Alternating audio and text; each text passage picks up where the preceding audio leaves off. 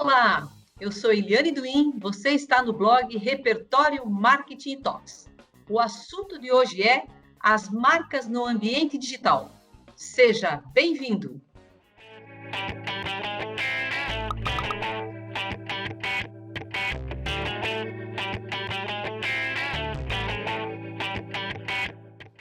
O nosso convidado de hoje é o meu querido, estimado amigo, professor Luiz Alberto Vivan.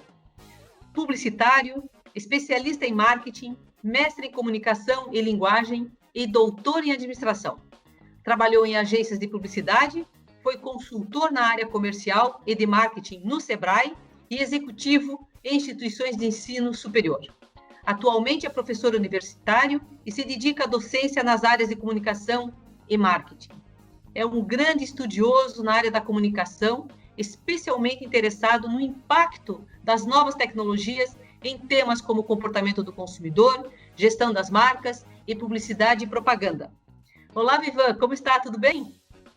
Oi, Eliane, tudo bem? Prazer falar com você, minha amiga querida. A gente está um pouco distante nesse momento, mas momentos como esse nos proporcionam um contato, a gente bater um papo. Então, muito feliz em falar com você e especialmente feliz em falar com a sua audiência também. Muito bem, nós é que agradecemos a tua participação, que sempre é muito construtiva. O nosso objetivo aqui é esse mesmo, né? A gente compartilhar conhecimento. Então, Vivan, eu fiz um texto aqui para contextualizar toda o nosso papo, a nossa conversa de hoje, porque há 30 anos nós não tínhamos no Brasil internet, celular, conexões Wi-Fi ou banda larga. A população brasileira recebia de maneira passiva as mensagens em um ecossistema de mídia tradicional. Bom, Brasil 2020, em um ambiente totalmente novo e multimídia, mais de 140 milhões de brasileiros são usuários ativos das redes sociais e passam cerca de 9 horas e 29 minutos por dia na internet. 41% acima da média global, que é de 6 horas e 42 minutos, segundo o relatório digital realizado pela We Are Social e HotSuite. A internet revolucionou e transformou para sempre a forma como as empresas se relacionam com seus públicos de interesse e, cada vez mais, o ambiente digital se torna um campo estratégico para a atuação das empresas, pois é capaz de agregar vantagem competitiva para as marcas. Atualmente, devemos pensar o consumidor como um agente participativo, colaborativo, disseminador de informações e influenciador de ações, fatores que são decisivos quando se pensa no processo de construção de uma marca. Então, Vivan, dentro deste contexto, qual o maior desafio das marcas no ambiente digital? Eliane, legal você trazer esses dados já, né, no início da nossa conversa e realmente a internet ela invadiu a vida das pessoas, né? Assim como esse momento agora de pandemia, ele acelerou muito a nossa introdução ao universo do comércio digital, né? Mas essa introdução tua, Eliane, me fez lembrar de um amigo de faculdade ainda, época da universidade, né? O nome dele era Emerson Diniz, ele era um cara muito bacana, assim, um cara super legal, todo mundo gostava muito dele, né? Ele era um pouco mais velho do que a média de idade da turma, e na época ele trabalhava numa agência, não me lembro agora o nome da agência, mas a agência atendia a Spaipa, a antiga Spaipa, que cuidava da produção e distribuição da Coca-Cola aqui no Paraná, né? Então, logo no primeiro ano de faculdade, eu lembro dele ele chegar com um celular, assim, 3, 4 meses de aula, ele tinha um celular, Eliane, aquilo foi uma das coisas mais extraordinárias que aconteceram naquele ano, né? É a primeira vez que eu tinha visto um celular. E eu lembro que na época o aparelho custava alguma coisa em torno aí de um carro popular, né? O valor de um carro popular aproximadamente. Ele mostrou o aparelho para a gente, explicou como funcionava e tal. Ele viajava muito para o exterior, né? Ele tinha acabado de vir dos Estados Unidos. E eu lembro também, era muito engraçado, ele não podia ligar para nenhum de nós, porque ninguém na universidade tinha um celular. Ele podia ligar no telefone fixo, mas ninguém tinha um celular, né? E agora, pensando essa história, eu me lembrei de uma história um pouquinho mais longeva. Os meus pais, eles me contavam, né, logo no início da televisão, a introdução da televisão no Brasil, as pessoas elas se reuniam nas salas, né, nas salas de estar das poucas casas que tinham televisão, elas se reuniam, era um momento assim muito especial, né, final de noite assim, as pessoas iam até as casas de quem tinha televisão, se reuniam nas salas para assistir novela, né? Então, veja, eu tô aqui voltando um pouquinho no tempo, né? Essa coisa da televisão ter sido já esse elemento tão disruptivo, tão inovador, como o celular foi em algum momento e como a internet está sendo hoje, né? A televisão levou praticamente 50 anos, Eliane, para se tornar o grande veículo de comunicação, né? A internet, cerca de 5 anos, o Facebook, 5 meses, e o TikTok, Eliane, que coisa impressionante, pouco mais de 5 dias ele era um grande fenômeno entre os jovens e adolescentes no mundo inteiro, né? Então, agora entrando um pouquinho na tua pergunta, Eliane, né, esses fatores me fizeram pensar 2 aspectos pontualmente, tá? Então, o primeiro é que as marcas, elas precisam compreender como se dá esse novo ecossistema que você se referiu na tua pergunta, né? Onde tudo é efêmero, né? Desde a mídia, veja, Facebook, Instagram, Twitter, agora o TikTok, né? Então, desde a mídia até o comportamento cada vez mais segmentado dos chamados millennials, né? Que é a nova geração de consumidores aí que está aterrorizando a cabeça dos gestores de marketing. Então, tudo nesse universo, né? É efêmero, é passageiro, é muito dinâmico, né? E a gente já fala hoje, inclusive, dessa nova geração alfa, os nascidos a partir de 2010. Então, esse é o primeiro fator, né, que eu queria destacar, que essa necessidade que as marcas têm de se adaptar rapidamente às mudanças de mercado. O segundo fator, Eliane, né, e talvez esse seja o grande desafio para as marcas, ele remete ao fato de as marcas estarem muito acostumadas a planejar para... Quando eu falo marcas, estou falando das empresas, obviamente, e os seus gestores, né? Está muito acostumado a planejar para 5, 10 anos, né? E hoje em dia não existe mais isso, né? Então, planejar para 5 anos para um mercado que muda cada vez mais rápido, onde as tendências aparecem a cada 6 meses, né? Como se fossem ciclos de moda, a cada 6 meses você tem um desenho diferente, né? Então, acho que esse é o segundo grande desafio aí das marcas e seus gestores, né? Talvez por isso, Eliane, as metodologias ágeis, né? Essas novas metodologias como Canvas, por exemplo, que estão ligadas, né, ao modelo de planejamento cada vez mais próximo da execução, da operacionalização, da prototipação, né? Talvez por isso essas metodologias tenham ganhado tanto destaque nesse último ano, pelo menos. E como que você acha que os gestores das marcas, né, devem atuar nesse ambiente? Por um lado que é volátil, né, e hostil, e ao mesmo tempo de alto alcance e de resposta rápida. Aqui a palavra, Eliane, pegando um gancho aqui com o termo que você usou, né, volatilidade, eu acho que a palavra é adaptação, tá? Então, em um mercado tão volátil, a estratégia também tem que ser volátil. Eu acho que é uma questão até difícil de pensar, né? Como é que uma estratégia vai ser volátil, né? Mas eu acho que a grande sacada aqui é essa, né? Adaptar as estratégias com a mesma volatilidade com que o mercado se reformula, né? Então, planos rígidos de marketing, eles não encontram mais num momento logo anterior, né? Então, eu gosto muito da metodologia que você desenvolveu, Eliane, né? Você entrevista muita gente para as pessoas falarem um pouquinho sobre as suas experiências, mas eu gosto muito da metodologia que você desenvolveu, né? Que você chama de DNA da marca.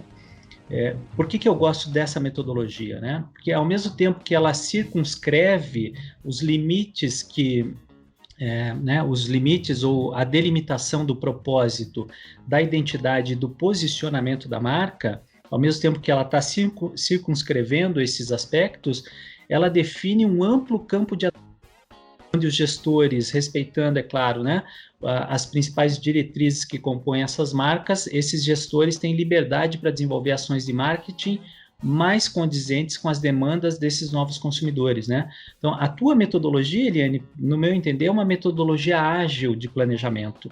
É uma metodologia que dá diretriz para o gestor. Então, ele diz, olha, a minha marca tem essa configuração, mas, ao mesmo tempo, você tem essa liberdade, essa autonomia para gerenciar as ações de comunicação e marketing, obviamente, dentro desse escopo, né? Então, eu acho essa tua metodologia muito legal, eu acho que ela se encaixa um pouco nessa pergunta que você está me fazendo, né? Qual é o caminho para esses novos gestores, né? O que eu acho muito bacana é que ela diz ao gestor até onde a marca pode caminhar, né? Sem comprometer a identidade e o posicionamento, oferecendo de maneira interessante um escopo de atuação para esse gestor.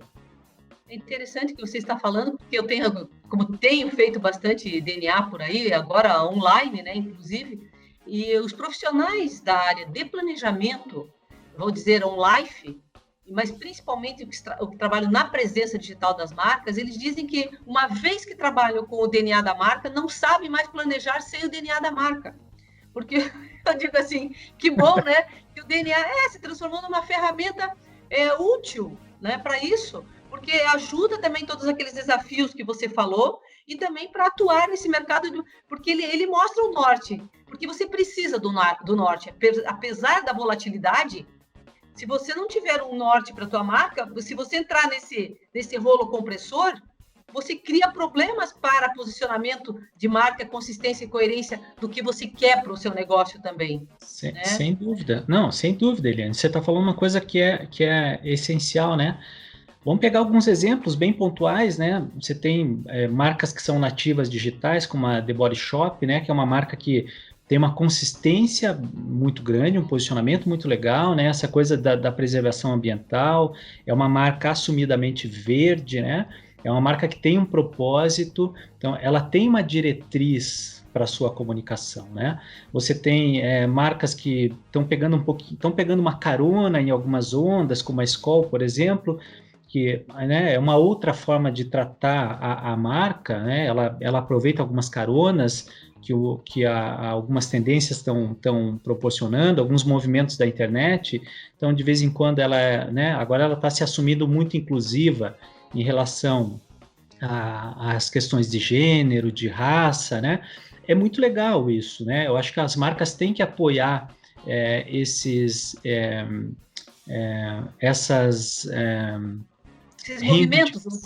movimentos, essas reivindicações, né? As marcas têm que apoiar, sem dúvida. Acho que isso traz uma contribuição muito legal e uma discussão interessante para a sociedade, né? A publicidade também tem esse papel.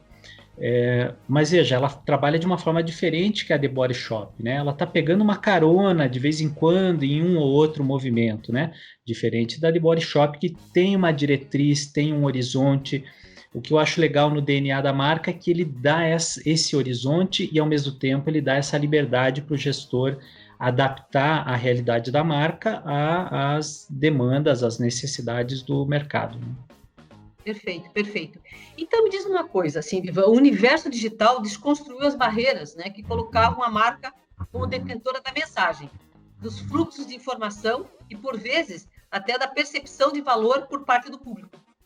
Na sua opinião, quais são atualmente as estratégias mais eficazes que as marcas devem utilizar dentro do universo digital para fortalecer o seu posicionamento, criando, né, defensores para suas marcas e se relacionar de forma mais duradoura com seus públicos? Se é que a gente pode dizer que esse público que está vindo aí, vai ser um público leal para as marcas, né?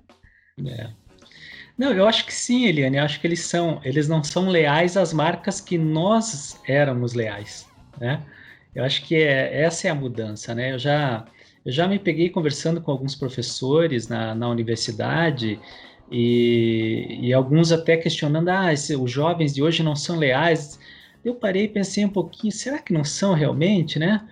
Eu pensei, não, eles são leais, sim, né? Por exemplo, tem uma marca que é uma coqueluche entre os jovens, né? Aquela marca de tênis, a Vans Off the Wall. Eles têm uma verdadeira paixão, Eliane. Eu sei. Eles têm uma verdadeira paixão. Aquilo. Eu tenho uma sobrinha que é apaixonada por essa marca. Meu pai do céu. E quantos anos tem a tua sobrinha? 24. 20, é uma jovem, né? Eu tenho vários alunos de 17, 18 anos, 19 anos que são apaixonados, quer dizer, são fiéis, né? O Sim. Google é uma marca importante para eles, a Apple é uma marca importante para eles. Então, eu acho que essa geração, ela é apaixonada pelas marcas, ela é fiel às marcas, ela é mais crítica um pouco, né? Ela discute a marca numa posição de igualdade com a própria marca, né? O que nós não fazíamos há um tempo atrás. A gente estava muito acostumado com a comunicação, né, televisiva, por exemplo, do rádio, né? Que não se debatia muito, não se discutia muito. Hoje, com a internet, a gente tem esse canal de duas vias, né? Então, o jovem, ele interage mais com as marcas. Então, acho que é isso, essencialmente, que mudou um pouco. Mas ele também tem suas paixões, seus gostos, né? Agora, uma coisa que eu acho importante comentar, Eliane, que a comunicação, ela sempre foi orientada para o consumidor, né? Isso não é uma coisa nova. Na época do jornal, na época do rádio, né, da própria televisão. Não vamos nos esquecer que a televisão ainda é o grande veículo de comunicação no Brasil, né? Um dado do Cantar Ibope, por exemplo, indica aí que aproximadamente 70% da verba publicitária, Eliane, ela é direcionada para a televisão aberta e fechada. A televisão aberta é quase 60% da verba publicitária, né? Claro, os Estados Unidos já a internet tem uma participação muito maior, né? Televisão, o broadcast lá e a internet já estão para e passo em termos de investimento publicitário, né? Então, as pesquisas, elas sempre orientaram as estratégias de comunicação, tanto no jornal, no rádio, na televisão. O que acontece nos meios digitais, Eliane, no meu entendimento, né, é que os dados, eles invadiram de vez o processo de tomada de decisão. Então, com o Big Data, por exemplo, com o Machine Learning, por exemplo, com algoritmos de inteligência artificial, né? É só a gente ver aí o que o Google está fazendo com a publicidade digital, né? Ele consegue monitorar, rastrear a vida do usuário na internet, né? A gente, nada ou quase nada escapa hoje sobre o comportamento dos consumidores, né? Então, acho que o grande desafio aqui, Eliane, é aumentar o nível de personalização das ações de comunicação para o usuário. Acho que esse é o grande ponto aqui de discussão, né? Eu trago um exemplo aqui para a gente debater um pouquinho, para a gente entender isso um pouco, né? A Starbucks, né, a gigante do café americano, ela faz hoje análises demográficas com base em grandes volumes de dados. Então, o Big Data já é uma realidade presente na estratégia de negócios da Starbucks, né? E o Big Data tem guiado o planejamento de expansão de novas lojas e veja que interessante, ele tem gerado insights para o marketing e que acabaram estendendo a fidelização com o uso, por exemplo, de recursos como descontos específicos entregues diretamente nos aparelhos de celulares, né? Então, a ação promocional que chega para você no teu celular é diferente da ação promocional que chega para mim, né? Ou mesmo com o uso de uma publicidade muito segmentada, eles conseguem identificar, por exemplo, qual é o horário mais eficiente para impactar você com a publicidade e qual é o horário mais eficiente para me impactar com a publicidade. Então, o nível de personalização começa a chegar nesse ponto, né? E uma curiosidade, assim, que eu fiquei bastante impressionado, né? Algumas lojas da Starbucks, Eliane, estão introduzindo novos itens, né? Um mix de produto diferente em determinadas regiões dessas lojas, como, por exemplo, fique pasma, tem lojas da Starbucks que vendem vinho ou lojas que vendem cerveja, por exemplo. Vão segmentando também, né? Porque o Big Data vem fazer aquilo que a gente falava lá do CRM, só que numa proporção e num detalhe muito maior que o CRM é capaz de fazer, né? Perfeito. Enquanto o CRM ele trata a informação, basicamente a informação coletada nos bancos de dados da empresa, basicamente, né? Trabalha com os dados internos da empresa. O Big Data vai possibilitar que você trabalhe com dados não estruturados, né? Por exemplo, toda a informação proveniente do rastreio da tua navegação na internet, por exemplo, né? Quando você entra numa rede social e curte uma marca, quando você comenta uma publicação de uma marca, quando você faz um comentário positivo ou negativo. Então, o Big Data ele é capaz de as ferramentas, né, que estão no entorno do Big Data são capazes de monitorar esse nível de informação, né? Então veja que realmente é como se o consumidor estivesse nu, de verdade, frente às estratégias aí de Big Data. O Big Data ele com certeza será bem mais assertivo também naquela informação que ele está trazendo, porque ele faz cruzamentos diversos, né? E vai na fonte da informação mesmo, que está aí para todo mundo que tiver um Big Data na sua empresa. E esse é o futuro, um futuro já bem perto dos olhos da gente, né? Já está aí, Eliane. Né? Tem várias agências trabalhando já com profissionais de Big Data dentro das agências, né? Várias empresas com profissionais de Big Data dentro das suas empresas, fazendo monitoramento desses dados, análise quase em tempo real, né? E instrumentalizando aí os gestores com informação para esse processo de tomada de decisão. Muito bem. Então, para finalizar aqui o nosso bate-papo, eu vou ler uma frase que eu gostaria que você comentasse, que diz assim, que atualmente a confiança dos consumidores se encontra em outros consumidores e não mais nas propagandas geradas pelas empresas. O que você me diz isso? Você está me fazendo lembrar muita coisa antiga hoje, Eliane. Eu lembrei da disciplina de opinião pública, gente, né? Em que a política era discutida. Eu moro em Curitiba, né? Para quem está nos ouvindo aqui, eu moro em Curitiba e tem uma região chamada Boca Maldita, onde, né, as pessoas iam até lá nos finais de semana para discutir política, quer dizer, o processo de opinião pública, né? Então, uma pessoa influenciando a opinião da outra. E a internet, o que ela fez foi tornar esse processo mais exponencial, né? Então, hoje é claro que a opinião de um consumidor sobre a sua experiência positiva em relação ao consumo de um produto ou de uma marca, ela tem um poder de influência muito grande sobre outros consumidores, né? Os clubes de consumidores, os clubes das marcas, né? Se eu quero, por exemplo, eu adoro guitarra, né? Toco guitarra, estudo guitarra e tal. Eu quero saber sobre um novo modelo de uma corda de guitarra que foi lançado. Eu posso entrar num grupo de discussão de consumidores e ali encontrar opinião, né? Se aquela corda é legal, se tem durabilidade, se tem um som bacana ou não, né? Isso vale para qualquer tipo de produto, né, Eliane? Então, realmente, hoje os consumidores são os grandes propagadores, né? Os grandes disseminadores dos valores positivos e negativos das marcas, que eu acho que aí as marcas precisam ter um certo cuidado com esse ponto, né? Aí mora também uma outra questão da gestão das marcas nesse ambiente digital, em que é preciso estar monitorando o tempo todo, acompanhando, e aí tem estratégias também para quando se fala bem da marca e quando se fala mal da marca, tem que se agir rapidamente, né? Não dá para dormir no ponto. Não dá. Mas acho que daí é um papo para um outro podcast nosso. É verdade. Bom, então, olha, meu querido, muitíssimo obrigada pela tua participação aqui no nosso blog. E você que nos segue aqui, se ficou com alguma dúvida ou deseja comentar esse assunto, entre lá no nosso blog, Repertório Marketing e Talks, e mande a sua mensagem. Vivan, fique à vontade para as suas considerações finais. Eliane, eu quero agradecer esses minutos aqui que a gente bateu esse papo, foi super prazeroso, foi né, reencontrar você e poder falar para a tua audiência, para as pessoas que te seguem. Eu sei que você tem o blog, você tem no YouTube, o teu conteúdo está sendo distribuído, de vez em quando você me impacta no Facebook também.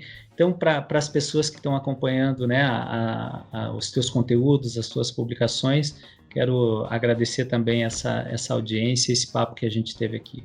Um grande abraço a todos. Obrigada. Espero, então, que tenham gostado. Valeu, Vivan. Antes de encerrar, eu quero lhe fazer um convite. Se inscreva no nosso canal no YouTube, aperte lá o sininho, siga-nos nas redes sociais e cadastre no nosso blog. Toda semana tem novidades sobre marketing, comunicação e branding. Um abraço e fiquem bem.